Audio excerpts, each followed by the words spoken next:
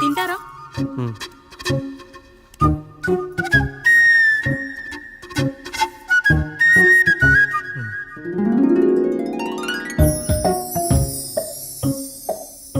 First టైమా? అవును, మీకెలా తెలిసిపోయిందండి? అంటే మా బామ్మ చెప్పింది. శోభనం గదిలో అనుభవం మగాడైతే మామిడిపండు పిసుక్కొని తింటాడు, అదే లేనివాడైతే మీలా ఇలా అరటిపండు ఓపిగ్గా ఒలుచుకొని తింటాడు అని.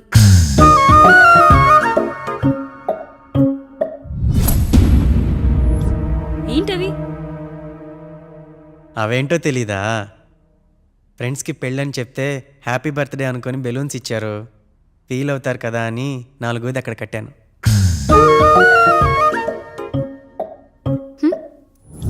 అన్నీ వచ్చాడు.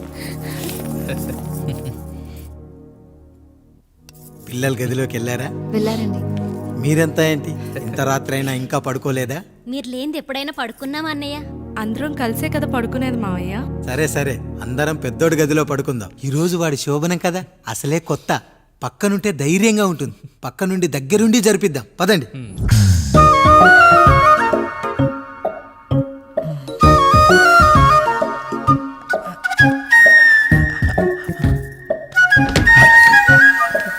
కానివ్వండి రా, కానివ్వండి. మీరేం మావయ్య ఇక్కడ పడుకుంటున్నారు? అదేంటమ్మా పెద్దోడా, చెప్పలేదా? మేమంతా కలిసే పడుకుంటామమ్మా, నువ్వు మాతో పాటే. అవును భార్గవి. మీరు ఊరుకోండి. మీరు ఇక్కడ పడుకోవడం నాకు ఇష్టం లేదు మావయ్య.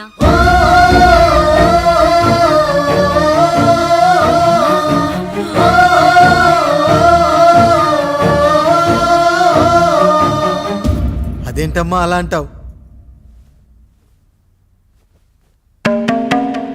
ఎన్నో చూసాం, ఎన్నో చేశాం. దుక్కి దున్ని కోత కోయకుండానే ఈ విత్తనాలన్నీ మొలకొచ్చాయంటావా తల్లి? అవన్నీ నాకు తెలియదు మావయ్య, మర్యాదగా బయటికి వెళ్ళండి.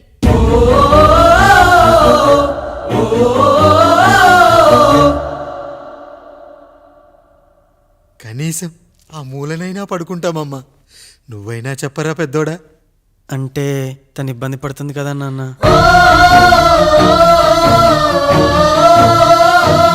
నువ్వు కూడా ఏంట్రా, పిల్లలేదో ఆశపడుతున్నారమ్మా.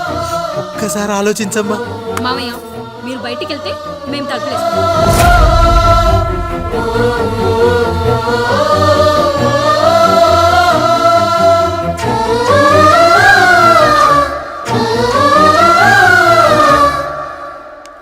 వేసుకోండి అమ్మా, వేసుకోండి, తలుపులు వేసుకోండి.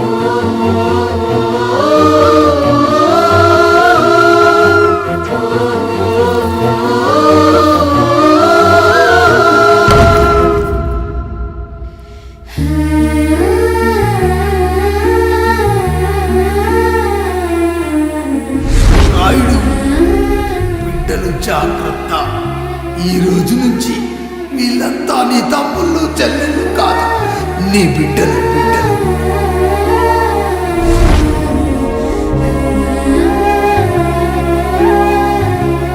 జానకి, ఏమండి?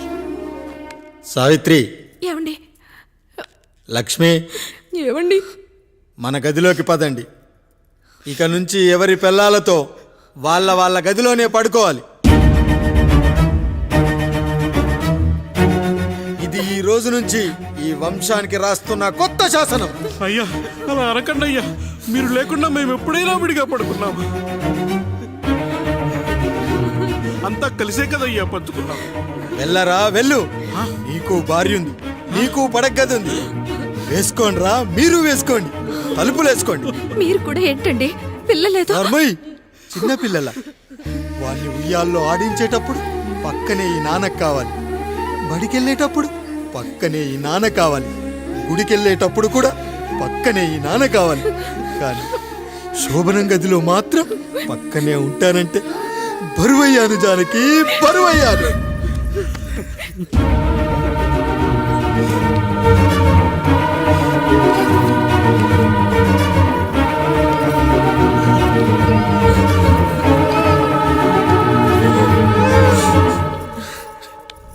ఏంటండి ఇంకా అదే ఆలోచిస్తున్నారా? ఎలా మర్చిపోగలను లక్ష్మి? జరిగింది ఏదో జరిగిపోయింది, మీరు బాధపడకండి. ఎంత మాట అన్నాడో చూసావా? నా భార్య ఇబ్బంది పడుతుంది, బయటికెళ్ళండి నాన్న అన్నాడు. వాణ్ణి ఎలా పెంచాను? చదువుకుంటే పై చదువులకు వాడు వేరే ఊరు వెళ్లాల్సి వస్తుందని చదివే మాన్పించేశాను. జ్వరం వస్తే ఆ మాత్రలు చేదుగా ఉంటాయని నేనే మింగాను. నోరు తెరిచి అమ్మ కావాలన్నప్పుడల్లా ఎంతమంది అమ్మల్ని ఇచ్చాను. నాన్న అన్న ప్రతిసారి నాన్నల్ని ఇవ్వలేకపోయానని వాడికి నా మీద కోపమో ఏమో జానకి. నిజమేనండి, మనమంతా ఇలా లేమే. మన కుటుంబానికి దిష్టి తగిలింది.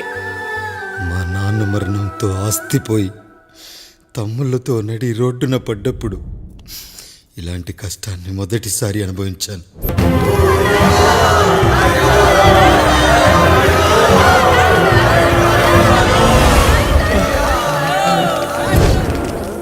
ప్రజల్లారా, నా బిడ్డల్లారా, నా జీవితం మీకే అంకితం.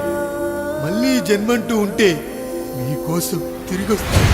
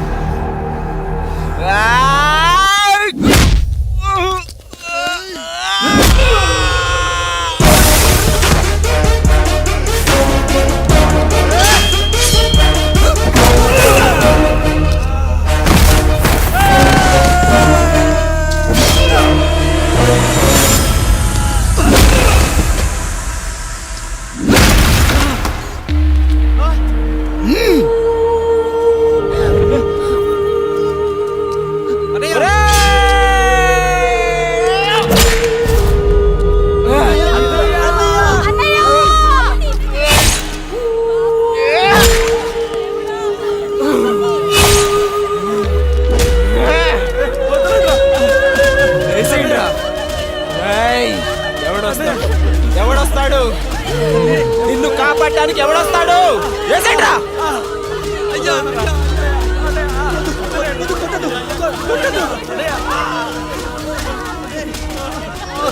కష్టం వస్తే ఒక్కసారి నాన్న అని పిలవరా, ఆ సమాధిలోంచైనా లేచొస్తా.